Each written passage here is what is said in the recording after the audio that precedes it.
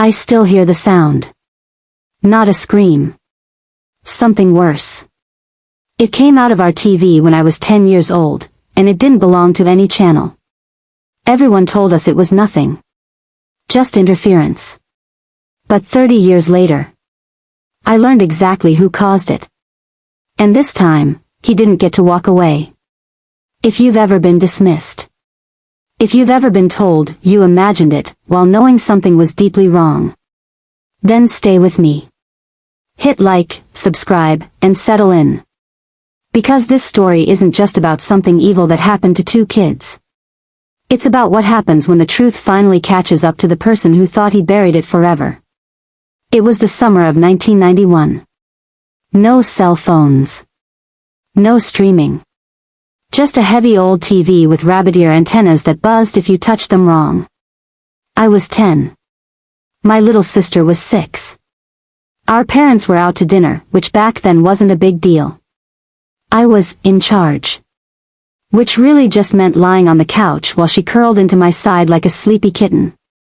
We were watching the never-ending story. I remember the rock biter scene vividly.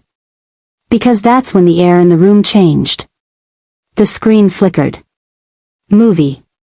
Green static. Movie. Static again.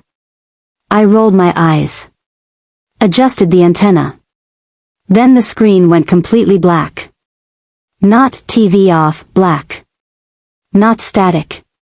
Something else. What came next didn't feel filmed. It felt projected. A dark room appeared. Bare. Empty. Like an abandoned house holding its breath. An old man shuffled through it, thin, bearded, hunched.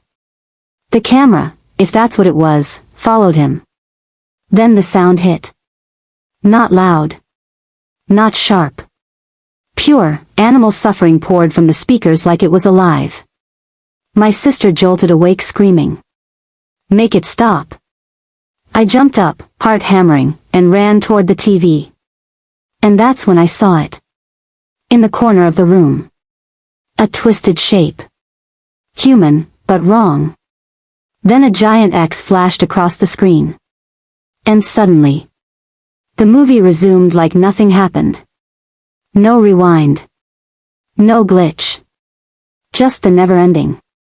My sister was shaking so hard her teeth clicked. I held her. Told her it was over. But it wasn't. That night, we slept in her bed. Lights on. Covers pulled up to our eyes. When our parents came home, I told them everything. They laughed. Signal interference. Bad antenna. Kid's imagination. I even checked with a neighbor kid 2 houses down. Same movie. Same channel. Nothing unusual. Which meant whatever we saw wasn't broadcast. And that's when my sister started to change. Night terrors. Screaming in her sleep. She stopped wanting to be alone. Then one night, I woke to her sobbing, clawing at her clothes, terrified, soaked in urine. She told me about her dream. The same dark room. A shadow she couldn't see touching her. And nearby, a little girl screaming. Not her scream. Someone else's. That was when I knew. Whatever we saw wasn't meant for us. But it recognized her.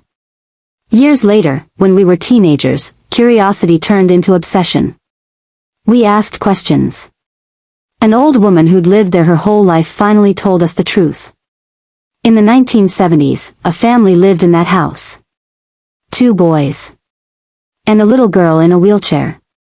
She rarely left her room. And her uncle visited often. Too often. Whispers spread. People suspected abuse. Then one day, the family vanished. The wheelchair stayed behind. The girl was never seen again. No police report. No funeral. Just, gone. As an adult, I couldn't let it go. I searched records. Property deeds. Old court filings. And I found him. The uncle. Still alive. Still respected. Still protected by time and silence. And that's when something snapped. Because if he thought the past was buried, he was wrong. I didn't confront him. I documented him. I gathered testimonies. Neighbors. Former coworkers. I submitted everything to cold case investigators. I shared the story publicly, names redacted, evidence intact. And then, someone else came forward. Another victim. Then another. The case reopened. His reputation collapsed overnight.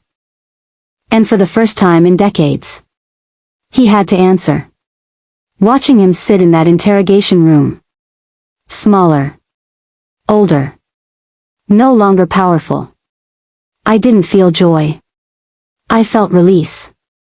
Because whatever came through that TV, whatever screamed, it finally got justice.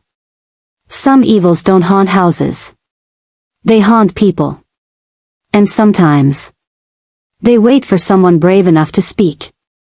If this story stayed with you, hit like. If you believe silence protects the guilty, subscribe. And tell us in the comments. Do you believe the past ever truly stays buried? Because here, we tell the stories that refuse to stay quiet.